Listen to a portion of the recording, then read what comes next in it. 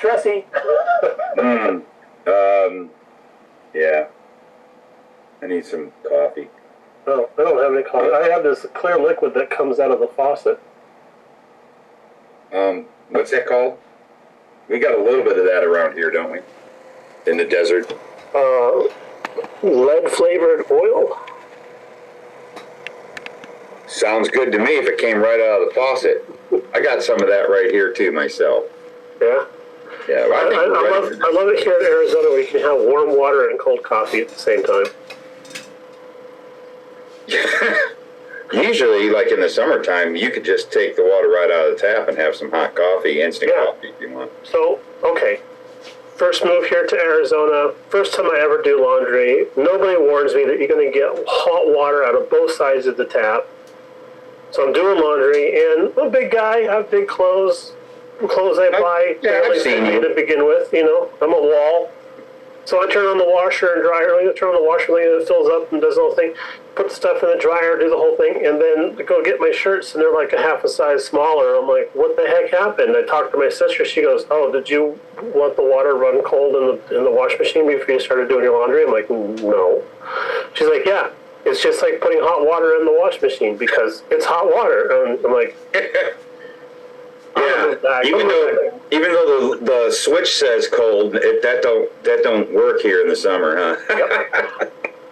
Hey, I got some great news for you, by the way. I wanted to tell you. Oh yeah, what was that? Yeah, they've been watching. Oh, okay. So now everybody knows about your laundry mishaps. My clothing, yeah. I'm surprised Mrs. BG lets me do it. She's a brave woman. Brave woman. So, hey, let's just kick the tires and light the fires. I saw that in a movie once. Kick the tires and light the fires. I like that. Yeah. Was that a Mad Max reference? No, I think it was Independence Day. Oh, I need to go back and watch that again, I guess. I haven't watched that in years. So, is that the movie where Will Smith legit slaps people? Yes. Okay. Just making sure. All right. Well, everybody, this is BG. And that's Luka Cee. No, it's not. That's Luka Cee. Okay, we'll work with that. And we are the Model Car Guys. On the YouTubes. On the YouTubes, yeah. Right there. The beatings will commence. Ooh, sorry. The beatings will commence until morale has improved. Yes. So I thought about a new slogan for us. Yes. Seconds ago. We are the green of YouTube because you're yellow, I'm blue. Put us together, we make green, and that's an awesome color. Okay, I don't know where that came from. It must have been that fall down the staircase I had last night. I'll go on YouTube. All right, so we have a question from a viewer, right? We do. You know, I'm going to be nice. I'm going to put it right up. Right? You know, I'm not prepared. I'm so not prepared. Of course not. I'm going to put it right there. And why don't you read it, because you're much better at reading. He actually wrote it to me and threw you in it. Yeah, I appreciate that. And this is Wayne Thoroughly gave this excellent question that we decided that's going to be our subject. You see, guys, you get over to I almost said the wrong one. The Model Car Guys on YouTube's Facebook group. If you go and join on there, you can put some ideas, give us ideas for the show, and that's how Wayne did this. So go on. Remember, answer the questions so we know you're not hot. If you don't answer the questions and click on that you'll go with the rules, then you're not going to get on. Right. Because them's the rules. Okay, now, digressing. Luka Cee. Though I have not entered into a model car contest, I feel that YouTube has helped the show circuit grow. My question to you and BG, me, is do you feel that YouTube may help or hurt you if you enter into a show? Good question. I think that is an awesome question. Yes, I know. The background's purple. I like that too. Yeah, that was nice. Yeah, he when he posted that, both you and I saw that like right away. I was like, wow, that is a great question. That will be our next subject. So, yes, that's interesting.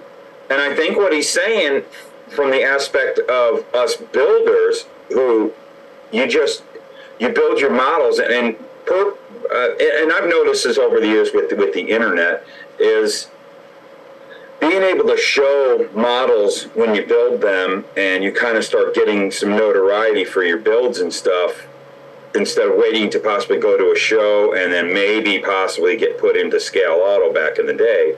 That was the only way people ever saw your models or a model got well known. Now today, we're flooded with tons of builders that get noticed and tons of great models. It's fast. It's just wonderful.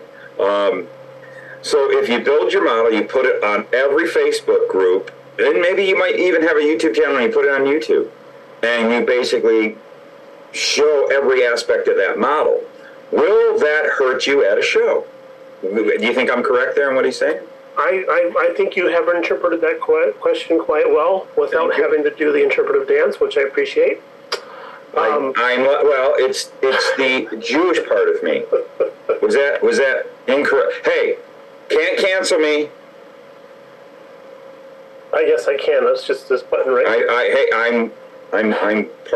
I'm part Jewish. I can say that. So am I. Thank goodness. I think it's the hair part. Anyway. Hanukkah's coming up. Yes, happy dreidels. Yes, I got to go get my menorah. So anyway, going back to Wayne's question. Yes. There's a flag on the play. I believe you have actually interpreted the question quite correctly. Thank you. And it makes me think about going to shows, of course, and I've been going to shows for quite a while before I started doing the YouTube thing. Mm-hmm. And there has been times like up in Vegas where I'm touring the tables, and I see something, I'm like, oh man, I saw a video about that. So then I'm like, let me just put on my better glasses so I can get a closer look, and get down in there and be like, oh yeah, okay, this is all right on, But also, I think it can hurt you too, because let's take Chuck for example, right? He does YouTube. He posts videos occasionally. Yep. He's not as regular as you and I are, but I'm sure that there's a serial that can help him with that. He's getting noticed. Yeah, that's good. Everybody is. Mm-hmm. I'm not. But nobody cares. That's a whole other video. That's a whole other video. Nobody cares. But somebody could be walking along and taking a look at those tables, and especially if it's an NNL style. Oh yeah. Where somebody sees something on the table and they go, oh man, that's Chuck's build. I watched his videos on that. I'm not voting for that because nobody watches that crap, so,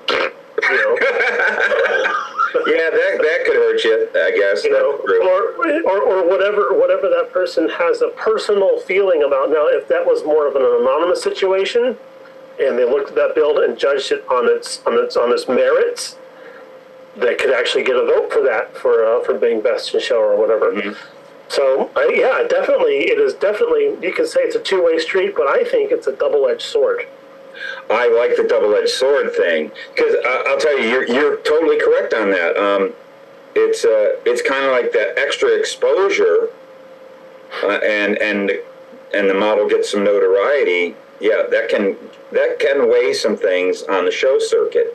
Another thing, and I'm going to go into an area that most people would be not willing to go because I could be mean in this regard. I'm not singling anybody out. I don't want anybody to think I'm talking about a specific model. I'm putting that out there.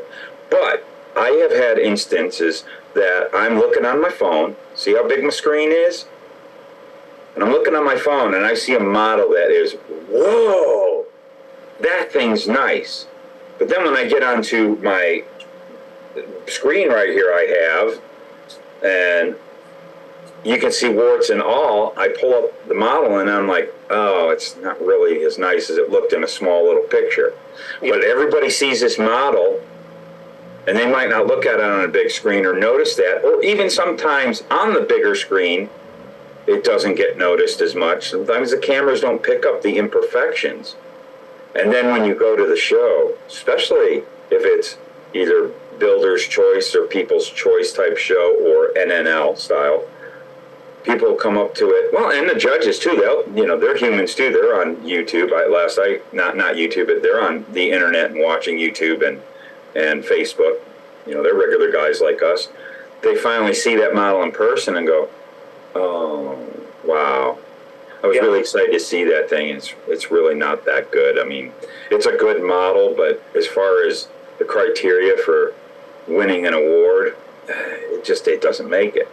Because it does. The camera and the internet can hide a lot. So that's where it's best if you do that and you get a lot of praise. And this is where this could hurt, is you get a lot of praise online and people going, oh, and plus people sometimes will praise somebody even if, just to be nice. And the whole thing, and you don't want to bash anybody on the internet or anything unless they ask, hey, what do you honestly think? Human nature. And and so this person will go, man, I have got this model that is going to just blow people's minds and kick butt at the show. They wrap it all up and go to the show, and when people actually see it, and then it goes, and then they get a bad attitude thinking, what the heck? And instead, if that happens to you, if you've been getting a lot of praise for your model you just built, so you think this thing will do great at a show and it doesn't do anything, go ask the judges why. Go ask people and be open-minded. Don't get mad. And you find out, and all of a sudden you find out, well, your trim, you kind of like hand-painted the trim and it's kind of like all over the place. There's nothing wrong with hand-painting trim, but really practice how you mix paint and get it thinned where it flows nice. Put tape around there, and then you could do that, or use bare metal foil, whatever you like. There's a smudge here, a glue mark there. That parting line wasn't sanded. That all matters when you want to compete. If you're going there because you want to compete, you got upset because you didn't win, and that's from that. I'm talking in that aspect. Okay, sometimes there's nothing wrong with building a model how you want, but when you go to it and you've got a lot of praise on the internet, and you go thinking that this thing's going to kill at the show and it doesn't, don't get mad. Find out, because seeing them in person and doing online, that's why, online shows, a car could kill all over the internet on online shows, but it might not do a thing at a real show. Having judged online show stuff a couple years ago, there was stuff in there that was actually die cast. Somebody was trying to pass off as as a plastic model. Yes. There was a specific category for the die cast stuff. We figured we hoped it was a paperwork error. Not somebody wasn't trying to. Let's go with that, just to be nice. Yes, but there was some stuff that I had seen, that I had witnessed. How do I say this? I'd witnessed it like the year before, and they'd already won that category. So I'm like, oh, I got to raise the flag, type of thing. But then there was it kind of boils down to how good are you with your lighting and your camera work, and how well you set all that kind of stuff up. Because if you're just taking a snapshot on your desk with a bunch of clutter in the background and stuff, that weighs into a lot of what.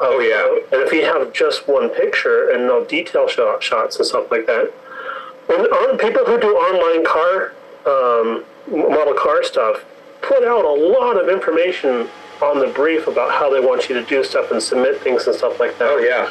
So we had a situation where somebody had posted some pictures of a model car on a table, but it was at a show. And we had to ask, is this actually your kit, or is this pictures of a car that was at a show that you liked and you're submitting them? There was a lot of questions that had to be asked. Yeah, exactly. Very true. If you're doing a judged online show, it is amazingly difficult to try and manage. Oh yes. I've been involved with those too myself, and me no like.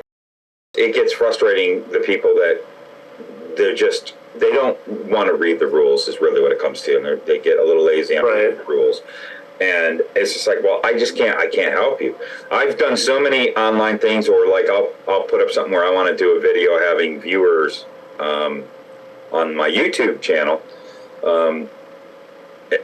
going on to my Facebook group, Sorry, stumbled a bit. That's why I do a lot of editing. We were talking about that earlier.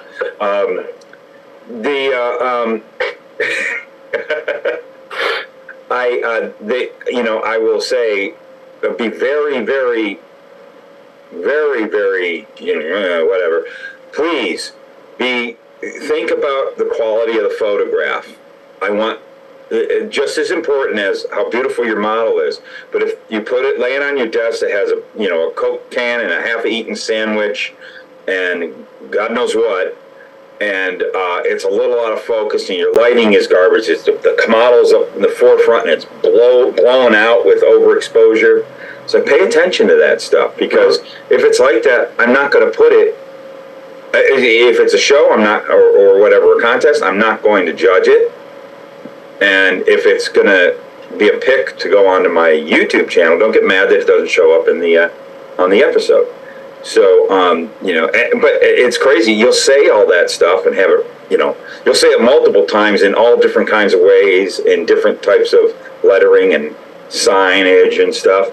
And guys will still do that because they don't want. They just going to be on the Luka Cee channel, cool. Or I want to win this award that you're going to win a mug.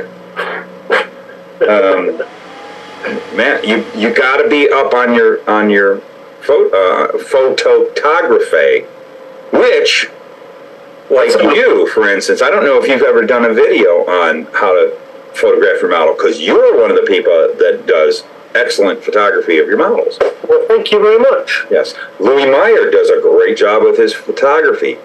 Jay Severies is outstanding with his photography.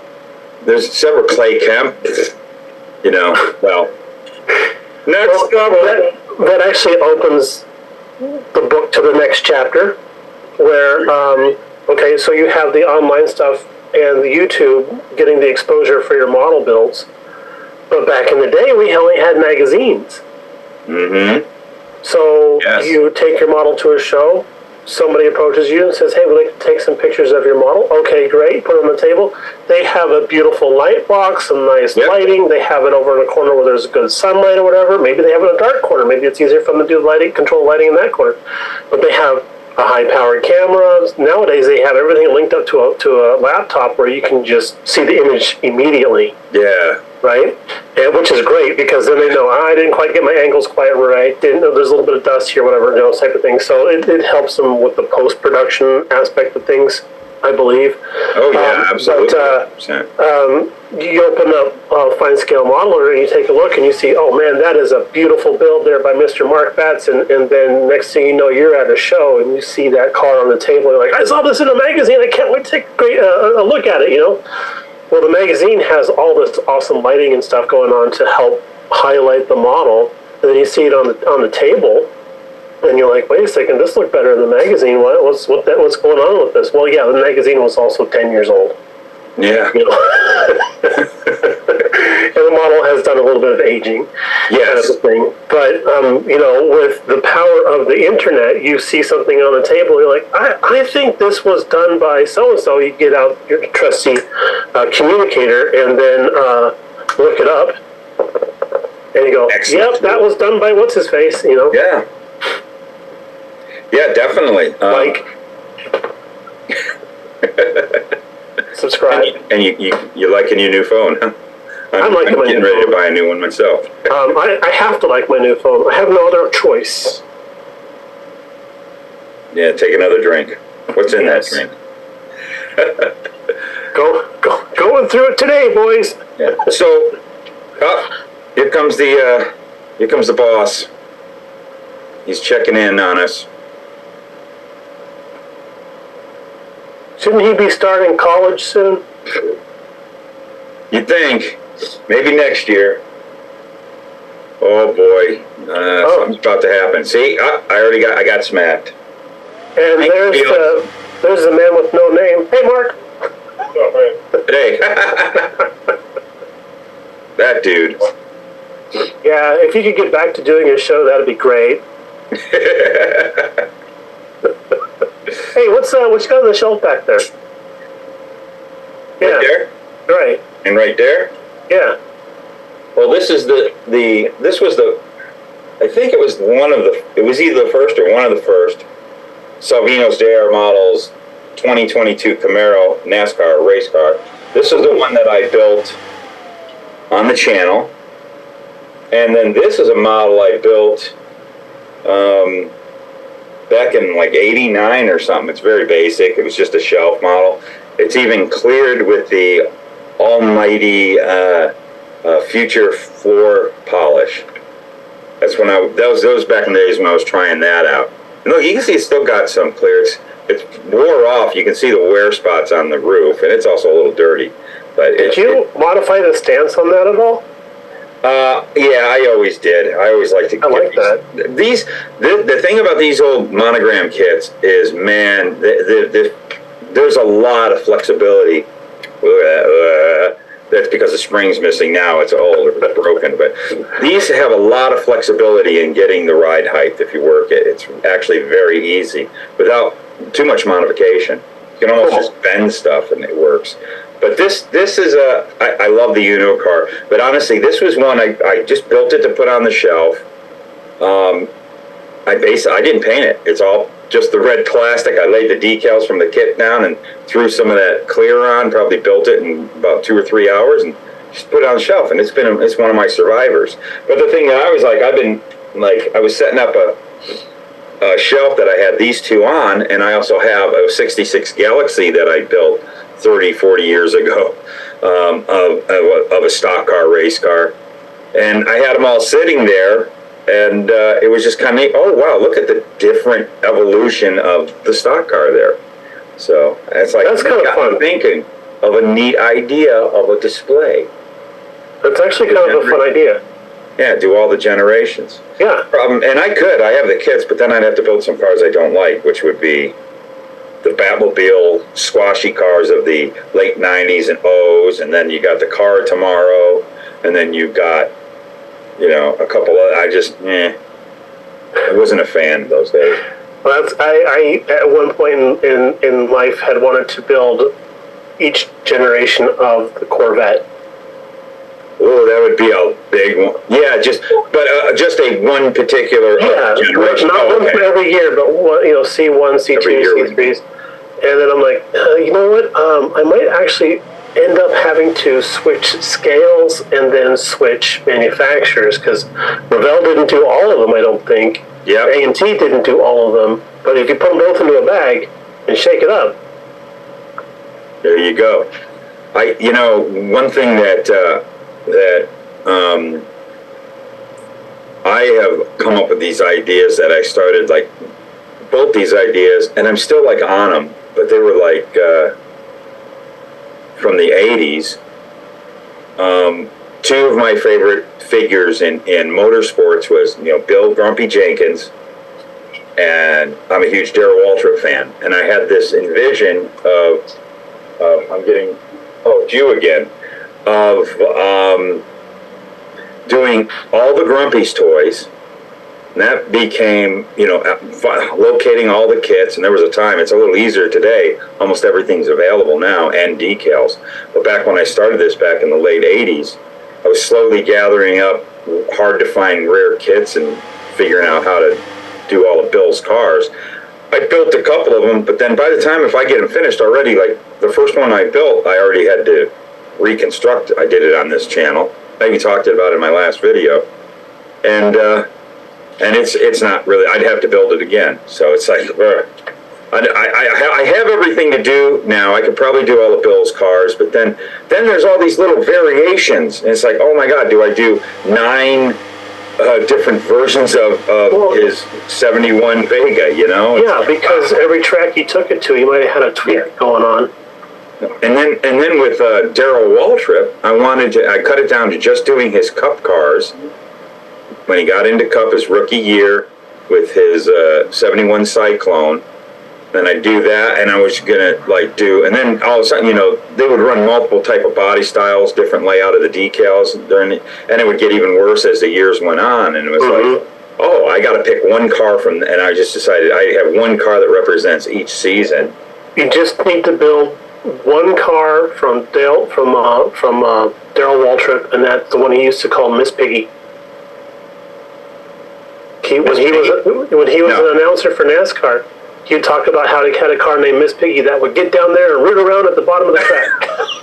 That was probably one of his sportsman cars that he owned. It might have been. I know they a lot of the teams do this, but he always had funny names for some of the cars. But I'll tell you, it's and with Salvino's JR models coming out with all their kits, they made it. They actually, because those two ideas, it's still in my head, even though I started it 30-something years ago.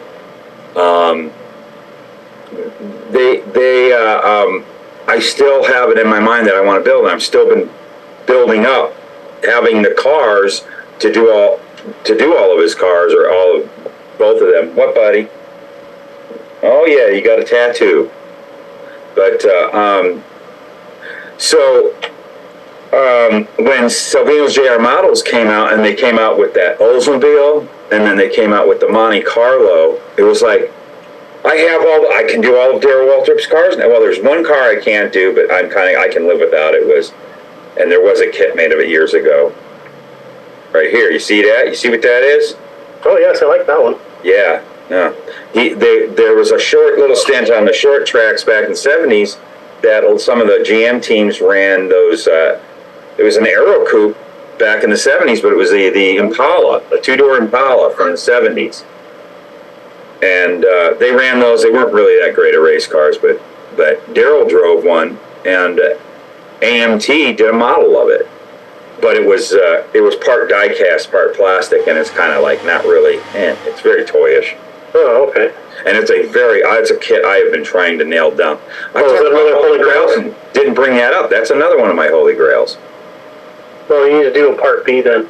I did watch that video, and I really enjoyed it, by the way. Thank you. No idea. That's supposed to be BG. I better find out what's going on. Go right ahead. All right. You're watching the Luka Cee channel on YouTube. You know, it's a long phone call with Mrs. BG when you get out the Christmas cards and start signing them. Which, that was perfect timing because we were about to run out of time. Yeah, we had to do a station break. So that would have been where we would have broke anyways. But we pretty much killed this subject, didn't we? Yes, I think so. We beat that. We didn't really divert much because when we did divert was pretty much at the end. No, I think the key for me is to eat before we do these. The blood sugar's up. I'm focused. Yeah, you're right. I did the same thing. It's that sweet spot right between when you eat and then when the Del Taco kicks in. You didn't do Del Taco, did you? Well, yes. You're glutton for punishment. You just don't learn, do you? No. Well, it was convenient. And I have a lot of reading. I have a lot of reading I have to get done tonight. So. Yeah. I tell you. Well, so much for going to Taco Bell then, huh? I know, right? Yeah, we're not going to Taco Bell, but you know what we can do? What can we do? We can go to Andy's. Ooh, I'm down for that. I need glue. I need something. I always do. Glue. Yeah, no. Can I tell you that I spilled this stuff? Oh gosh, that is always a nightmare. You know what? And that's why you need one of Andy's carriers. That's right. Hey, that's a great. Well, I don't think it's a stocking stuffer, but it's some kind of stuffer. Yeah, you can stuff something with it. Yeah. I tell you, I got that one. I did that video, and I didn't think I was going to really use it, and it ended up. Ooh, I really like it. It's really. I just have more than 3 jars, though. Yeah, I do too, but my main 3 jars that I use, the square bottle jars of stuff, are all on there. I keep my micro mark, which is dangerous for me, as we all know, because I like to glue things with mark set. Mark fit. Yeah, Mark fit. Tamiya Mark fit. So I have the Tamiya Mark fit, I have my glue that I use, and I got something else. You know, there's somebody out there named Mark Fit, and he just thinks he is popular as hell. I wonder if he's a model builder. I hope so. I hope so. Google the name or check it up on Facebook. I don't Google people's names anymore. It gets awkward. Okay, Googling names. All right, we're digressing here. Okay, we got some time for that. We will. Or digressing or sidelight, whatever. We're doing the thing. When I met Mrs. BG, she wanted to make sure that I was on the up and up and stuff. She's like, with a name like his, it's probably not hard to find him, and there's probably only one in the country anyway. So she went on to Google and looked me up and found in New York City another Brian Gugamos, spelled exactly the same. No. That was wanted for rape. Oh my goodness. And I was like, well, that's not me. Yeah, that can be scary. Yeah, she's like, When it's how many are there of you? I'm like, well, I thought I was the only one. So Yeah. That can be. Did he spell it with the Y though? yeah, Oh my goodness. That can be scary. When that can be scary. Yeah, that can be scary because you all of a sudden. Yep, well, that is exactly why I will never set foot in the state of New York. No need to. Sorry, New Yorkers. No need to. You want to go to New York? Not today. Wow. Unless he's in the pokey and he's not like on the lam, you're fine. Yeah, well, I'll stand in New Jersey and wave. Yeah, okay. Oh, you don't want to do that. Have you ever been in New Jersey? Yeah, I used to live there. Thanks for wrecking my joke. Oh, sorry. No, I've never been there. I didn't have a joke. I've never been to the Garden State. Hey, well, I tell you what, this was a good show. It was a good show. I think we finally we need to say thank you to Wayne again for such an awesome question. Absolutely. That was great. And with that said, everybody, please get over to the Facebook group and join. And you got ideas you want us to talk about, man. We can't think this stuff up on our own. No, this is tapped out. In the noggin. It's just definitely. I'm sorry. Definitely, please do that because this was a great subject. That was a great talk. I hope it helped some people. And yes. At least it explained our point of view on it. Yeah, we think that's true. And we want to hear down in the comments below. What do you think of that? Right. Let us know what you think. Especially from fellow YouTubers. Have you been to a show? Have you noticed, other than recognition of, hey, you're so-and-so, and you do the thing with the such and such, has your builds been recognized? And has that been a positive or negative experience for you?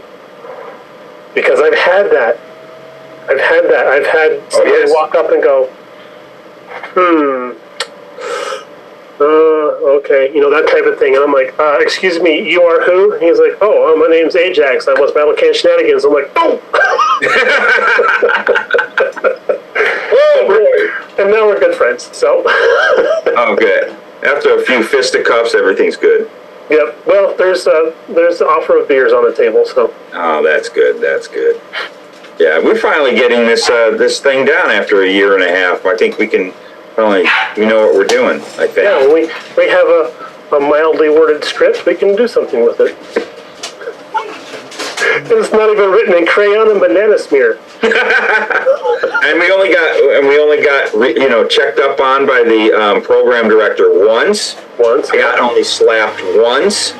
That's good. And it's been smooth. I'm really, and I'm probably not going to have to do a lot of editing on this one. We could have this up pretty quick. That would be awesome. Yeah, that would be great. Don't jinx anything, though. We'll get it there. Well, I tell you what, man, this is fantastic. I always love talking with my buddy BG. And I enjoy talking to my buddy Luka Cee. There you go, because that's what we do. And boy, oh boy, you should the minutes we spend on the phone. Yeah. Let me just bring those up. All the minutes. It's always funny. We've been on for 4 hours. 4 hours? Yeah.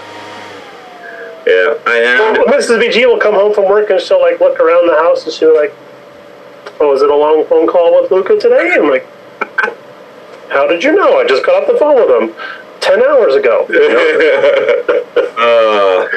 The good thing she's got the patience of Job, I guess. Yeah. Right on. Well, great show. Thank you all for watching. Do the thises and the that's, and what do you think we should do? I think we should head on off for the Andes. Let's go. Right. Okay. Ready for some producers? What the heck? Let's. Okay. Here's the producers.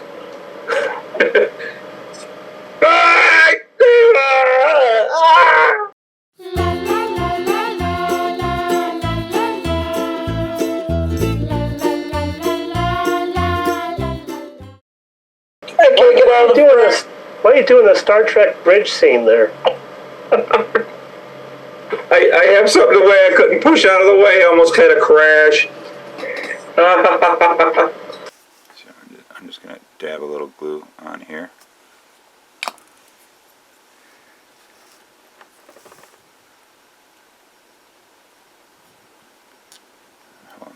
Get it held on.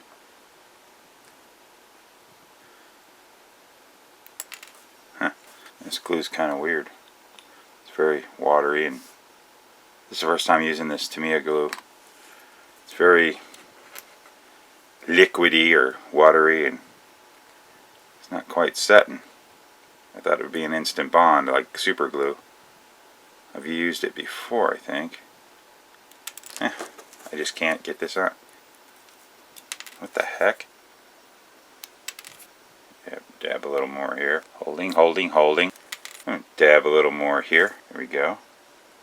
It's just not sticking. I'll just dab a little more. This is weird. And it is not sticking. Huh. I have no idea.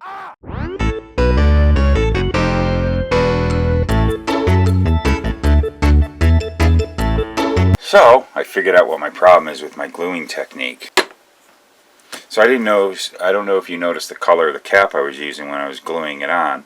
And I discovered something about Tamiya products. Tamiya extra thin cement, I believe, is pretty good stuff. Tamiya Mark Fit doesn't work so good in gluing parts together on account of its setting solution for decals. So I believe it was an applicator failure. And I don't mean the applicator in the bottle. I believe this applicator here.